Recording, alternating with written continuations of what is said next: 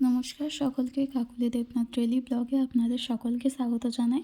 তো আজকে রান্না হবে বাঁধাকপি মাছের মাথা দিয়ে। তো ফার্স্টে আমাদেরকে তার জন্য বাঁধাকপিটা নুন হলুদ দিয়ে সেদ্ধ করে ছেঁকে নিতে হবে। তারপর এখানে আমি মাছের মাথা ভেজে রেখে দিয়েছি। এরপরে আমি কড়ার মধ্যে তেল দিলাম। তেল দেওয়ার পরে এর মধ্যে আমি জিরে দিয়ে দেব। তো জিরেটা ভালো করে একটু ভেজে নেওয়ার পরে এর মধ্যে আমি কুচিয়ে রাখা আলু দিয়ে দেব। দেওয়ার পরে এর মধ্যে আমি নুন হলুদ দিয়ে আলুটাকে ভালো করে ভেজে নেব।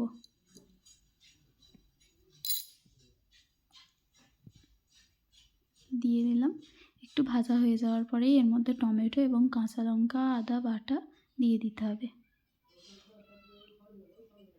এরপরে এর মধ্যে নুন আর হলুদ দিয়ে দিলাম। তারপরে দিয়ে দিতে হবে লঙ্কার গুঁড়ো। তারপরে অল্প একটু জিরে গুঁড়ো দিয়ে মশলাটাকে ভালো করে ভেজে যে কপিটা আমি সেদ্ধ করে রেখেছিলাম সেটাকে এর মধ্যে দিয়ে দিলাম। তো এবার ভালো করে একটু এটার সঙ্গে মিশিয়ে নিয়ে এর মধ্যে মটরশুঁটি দিয়ে দেব।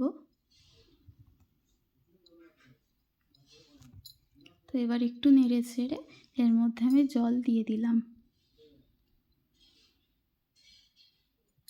দেওয়ার পরে মাছের মাথাগুলো দিয়ে এটাকে কিছুক্ষণের জন্য ঢাকা দিয়ে রেখে দিতে হবে।